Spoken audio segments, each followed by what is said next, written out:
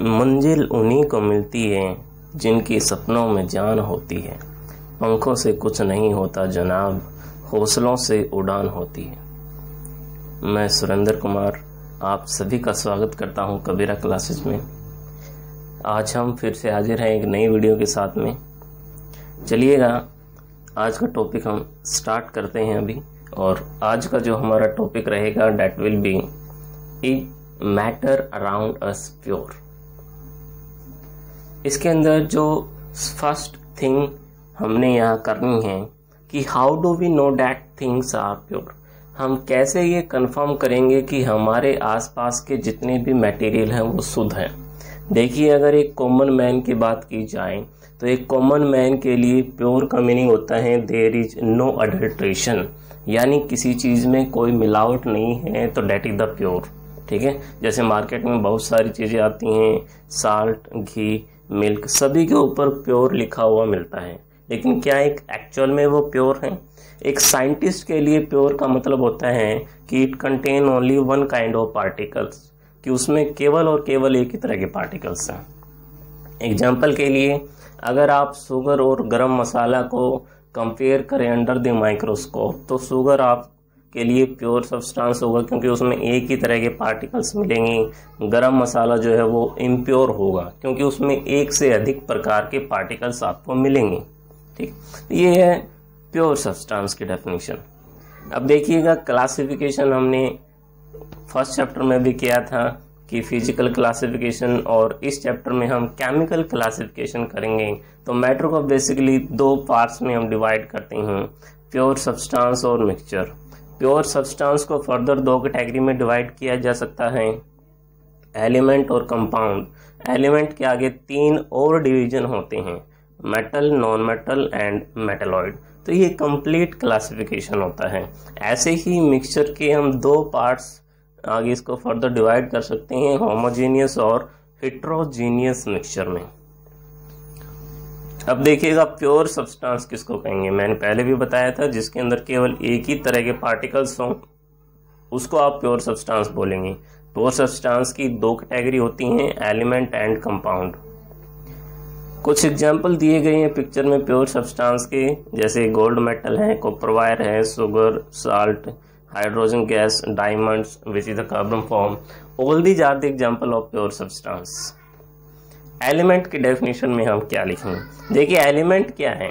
It is the simplest form of pure substance. Pure substance की सबसे simplest form, जिसको आप ना तो आगे तोड़ सकते हैं ना किसी सिंपलर सब्सटेंस से उसको बनाया जा सकता है बाय एनी फिजिकल और केमिकल मेथड, तो उसको आप बोलेंगे एलिमेंट।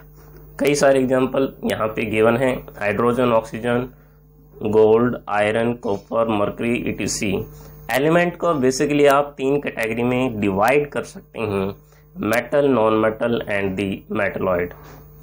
मेटल्स क्या होती हैं? जिसके अंदर आपको बहुत सारी प्रॉपर्टी मिलेंगी। दे पजेज मेटालिक लस्टर, चमकीली होती हैं, मैलेबल होती हैं, डक्टिलिटी होती है उनके अंदर, and they are the good conductor of heat and electricity and they are sonorous. ये सारी प्रॉपर्टी हो that material is the metal. बहुत सारे एग्जाम्पल पिक्चर में आपको दिख जाएंगे, सिल्वर, टंगस्टन, टाइटेनियम और magnesium, tin, lead, aluminium, mercury, zinc, copper, steel. All these are the examples of metal. अब देखिए, नॉन मेटल क्या है? ऐसी प्रॉपर्टी जो मेटल शो करती हैं उन प्रॉपर्टी को नॉन मेटल शो नहीं करती। ठीक है, तो उस सब्सटेंस को हम नॉन मेटल बोलेंगे जिसके अंदर ना तो मेटालिक लस्टर हो, ना ही वो मैलेबल हो, ना डक्टाइल हो, and they are the poor conductor of heat and electricity and they are non sonorous. Example यहाँ हैं, जैसे कार्बन की जो कोल फॉर्म होती है, carbon in the diamond form, this is the white phosphorus, red phosphorus and sulphur. All these are the example of non metal. Next हमारे पास में आता है मेटलॉइड। मेटलॉइड्स क्या होते हैं? जिनकी प्रॉपर्टी मेटल और नॉन मेटल के बीच की प्रॉपर्टी हो, उनको हम मेटलॉइड्स बोलते हैं। एग्जाम्पल हैं silicon, germanium, arsenic, antimony and tellurium.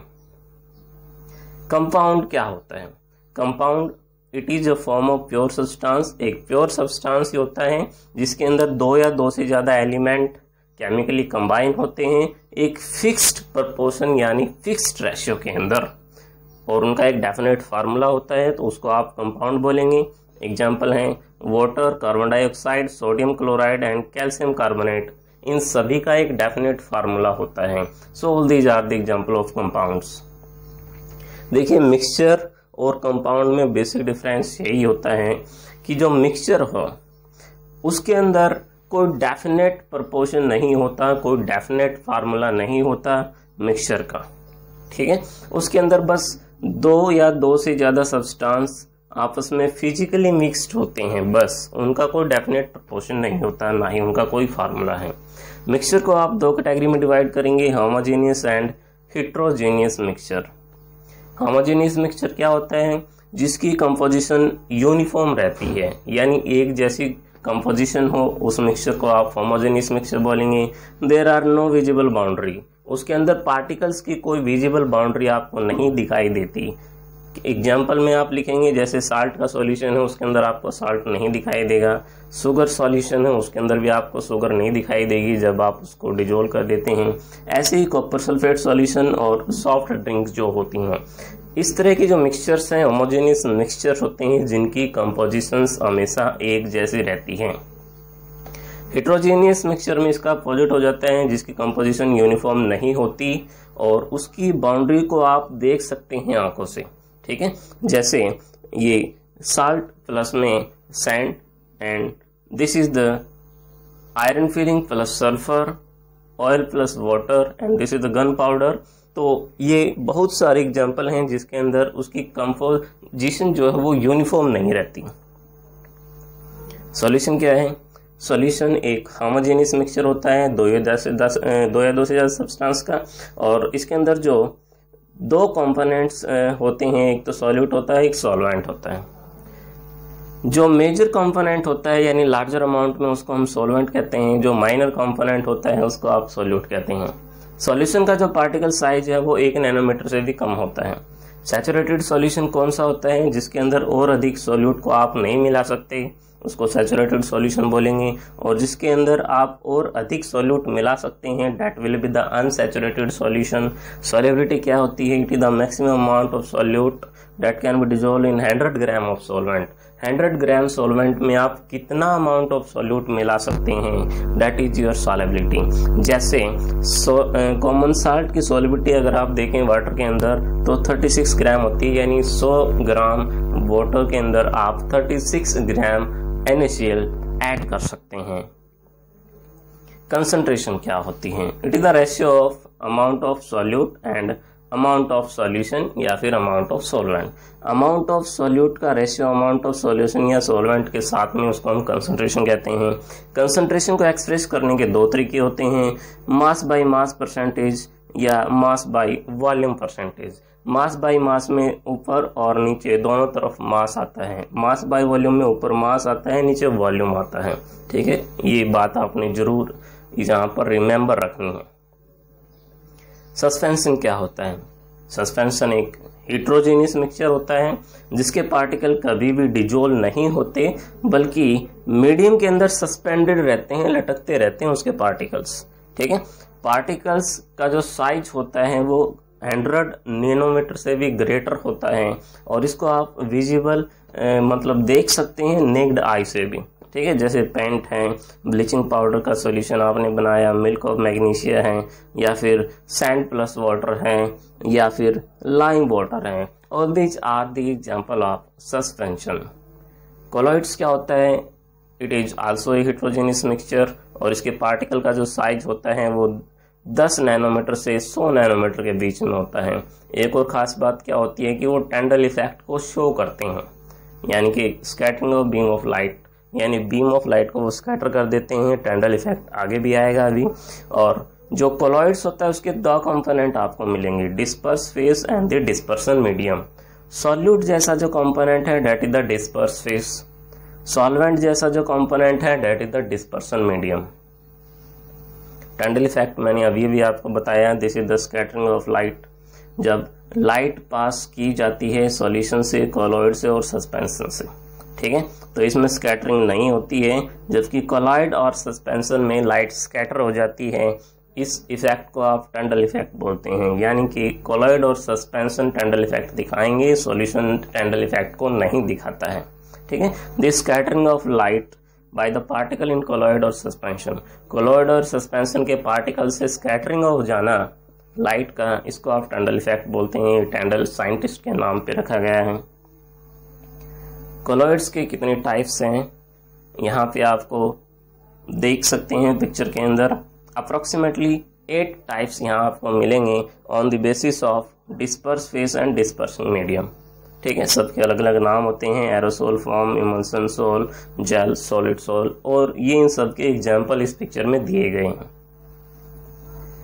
ये एग्जाम्पल ऑफ कोलॉइड्स हैं, जो भी एग्जाम्पल हैं कोलॉइड्स के वो आप यहाँ देख सकते हैं, जैसे fog, smoke, clouds, shaving cream, mud, milk, sponge और gel. This is gemstone, this is जो वाइट ग्लास होता है, मिल्की ग्लास जो होता है, and this is the face cream, paneer, cheese, sponge rubber. तो ये सारे ही कोलॉइड के एग्जाम्पल हैं। इसके बाद में सेपरेटिंग टेक्निक आती हैं कि आपके पास में मिक्सचर है, उसके कंपोनेंट को आपने अलग करना है। पहला जो क्वेश्चन यहाँ आता है कि how can we separate the dye from the blue और ब्लैक इंक। ब्लू और ब्लैक कलर की जो इंक होती है उससे डाई को आप कैसे अलग करेंगे। तो उसको अलग करने के लिए आपको क्या करना चाहिए, इवेपोरेशन की टेक्निक का इस्तेमाल करना चाहिए। क्यों? क्योंकि डाई और प्लस वाटर ये 2 चीज़ें होती हैं इंक के अंदर। जैसे ही आप इवेपोरेशन की टेक्निक इसके अंदर अप्लाई करेंगे तो डाई तो वॉच ग्लास के ऊपर रह जाएगी और जो वाटर है वो वेपोरेट होकर के चला जाएगा। तो ये इवेपोरेशन टेक्निक हम यूज़ करेंगे यहाँ। फिर क्वेश्चन आता है कि how can we separate the cream from milk. Milk से अगर क्रीम निकालनी हो तो उसके लिए मोस्ट कॉमन मेथड जो यूज़ किया जाता है that is the centrifugation method. और इस मेथड में क्या होता है, इस तरीके से मशीन में घुमाया जाता है उसको फास्टली। घुमाने से क्या होगा, जो हैवी पार्टिकल्स हैं वो ऊपर रह जाएंगे, और नहीं हैवी पार्टिकल जो है वो नीचे बैठ जाते हैं, और लाइटर पार्टिकल जैसे क्रीम जैसे पार्टिकल हैं वो ऊपर आ जाते हैं। उनको फिर ऊपर से अलग से निकाल लिया जाता है। तो ये है सेंट्रीफ्यूगेशन मेथड। इसका यूज आप डेयरी के अंदर, वॉशिंग मशीन और डायग्नोस्टिक लैब के अंदर भी करते हैं। फिर आता है आपके पास में 2 इमिसिबल लिक्विड हैं, यानी आपस में मिक्स नहीं हो सकते, उनको आप कैसे सेपरेट करेंगे। इसका एक एग्जांपल लीजिएगा, ऑयल प्लस वाटर, जिनको आप मिक्स नहीं कर सकते तो उनको सेपरेट कैसे करेंगे। They are separated by using separating funnel. Separating funnel कुछ इस प्रकार की फनल होती है, ये तीनों ही सेपरेटिंग फनल हमने यहाँ ली हैं। ये एक्चुअल पिक्चर हैं और ये डायग्रामेटिकली फॉर्म में यहाँ दिखाया गया है कि जैसे आप कैरोसिन ऑयल वाटर का मिक्सचर डाल के उसको कुछ देर तक छोड़ देते हो तो वाटर जो है वो नीचे आ जाता है according to their density, and kerosene oil जो कि हल्का होता है वो ऊपर आ जाता है। फिर स्टोव को हटा करके वाटर पहले निकल जाता है, फिर ऊपर केरोसिन ऑयल बच जाता है। तो ऐसे हम सेपरेटिंग फनल का इस्तेमाल करते हैं। फिर क्वेश्चन आता है कि साल्ट और अमोनियम क्लोराइड को कैसे अलग करेंगे। They are separated by the sublimation process. ऐसे सब्सटेंस जिसके अंदर सब्लिमेशन होता है उनके लिए हम सब्लिमेशन प्रोसेस यूज करेंगे। सब्लिमेशन प्रोसेस का पूरा सेटअप आप यहाँ देख सकते हैं। नीचे बर्नर और चाइना डिश, वहाँ पे मिक्सचर डाला जाता है अमोनियम क्लोराइड और साल्ट का, और उसके ऊपर एक फनल उल्टी करके रखी जाती है। फिर यहाँ पे कॉटन ऊपर की तरफ कॉटन लगा दी जाती है। जब आप इसको गर्म करते हैं नीचे से तो अमोनियम क्लोराइड जो है वेपर फॉर्म में यहाँ इकट्ठा हो जाता है, ठीक है। फिर वो यहाँ पे इकट्ठा हो जाएगा और नीचे क्या रह जाएगा, साल्ट। तो इस तरीके से हम सब्लिमेशन की प्रोसेस से साल्ट और अमोनियम क्लोराइड को अलग अलग कर सकते हैं। ऐसे ही ये कैम्फर को भी आप अलग कर सकते हैं। कैम्फर और साल्ट को मिला के दे दिया जाए तो भी हम सेम प्रोसेस यूज करेंगे। फिर जो ब्लैक इंक होती है, क्या उसके अंदर डाई एक ही कलर होता है। Is the dye in black ink a single colour. नहीं, देखिए डाई जो है वो 2 या 2 से ज़्यादा कलर का मिक्सचर हो सकता है, और उन कलर्स को सेपरेट करने के लिए हम क्रोमेटोग्राफिक मेथड यूज करेंगे। इस मेथड में क्या होता है, एक पेपर के ऊपर ऐसे इंक डाई को डाला जाता है और उसको सस्पेंड कर दिया जाता है वाटर के ऊपर, और ऐसे स्टैंड कर देते हैं स्टैंड के साथ में उसको। और जैसे जैसे टाइम बीतता है वैसे वैसे क्या होता है, जो कैपिलरी एक्शन होता है उसके थ्रू जो कलर हैं वो अलग अलग डिस्टेंस पे वाटर के साथ में राइज करेगा, और वाटर के साथ में राइज करने के साथ में जो जितना ज़्यादा सॉल्यूबल है वो हाई लेवल पे पहुंच जाएगा। ठीक है, तो ऐसे क्या होगा कि सारे ही कलर सेपरेट हो जाएंगे अलग अलग डिस्टेंस के ऊपर। इस टेक्निक का नाम होता है पेपर क्रोमेटोग्राफी। अब देखिए आपके पास में दो मिक्सिबल लिक्विड हैं, यानी जिसको मिक्स कर दिया जाए और मिक्स हो जाती हैं, तो उनको कैसे सेपरेट करोगे? तो हमारे पास में दो मेथड हैं, डिस्टिलेशन और फ्रैक्शनल डिस्टिलेशन। डिस्टिलेशन का भी यूज करेंगे जब दो मिक्सिबल लिक्विड का बॉइलिंग पॉइंट का डिफरेंस 25 डिग्री केल्विन से ज़्यादा है, उस टाइम पे हम डिस्टिलेशन यूज करेंगे। जैसे एसीटोन और वाटर हैं, उसको अलग करना हो तो हम डिस्टिलेशन यूज करेंगे।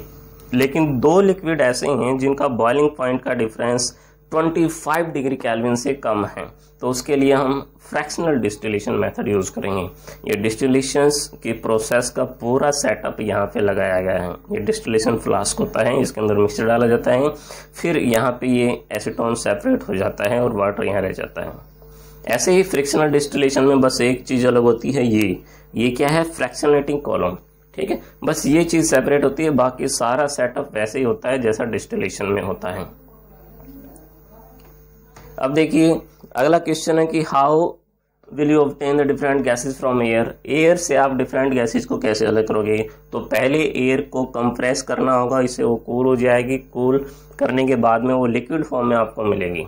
ठीक है, फिर उसको वार्म अप करके फ्रैक्शनल डिस्टिलेशन कॉलम में पास किया जाएगा, और फिर अलग अलग हाइट पे आपको सारी गैसें मिल जाएंगी। यहाँ पे लिखा भी हुआ है कि -183 पे आपको ऑक्सीजन, और -186 जो टेम्परेचर होता है वो आर्गन का होता है, -196 नाइट्रोजन का होता है। ऐसे अलग अलग हाइट पे आपको अलग अलग गैस मिल जाएगी। ये पूरा सेटअप जो है वो लगाया जाता है एयर से अलग अलग गैस को अलग करने के लिए, और यहाँ पे लिक्विड ऑक्सीजन को सेपरेट आउट करने के लिए। अब देखिए प्योर कॉपर सल्फेट आपने करना है इम्प्योर सैंपल से, तो हम किसका मेथड, कौन सा मेथड यूज करेंगे? क्रिस्टलाइजेशन मेथड यूज करेंगे। क्रिस्टलाइजेशन मेथड कब यूज किया जाता है? सॉलिड्स को प्योरीफाई करने के लिए।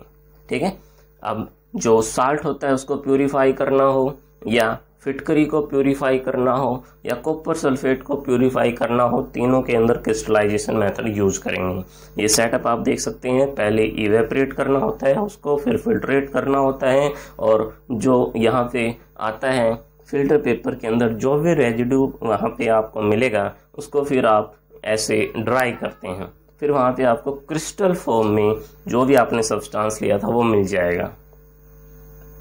Thank you everyone for watching this.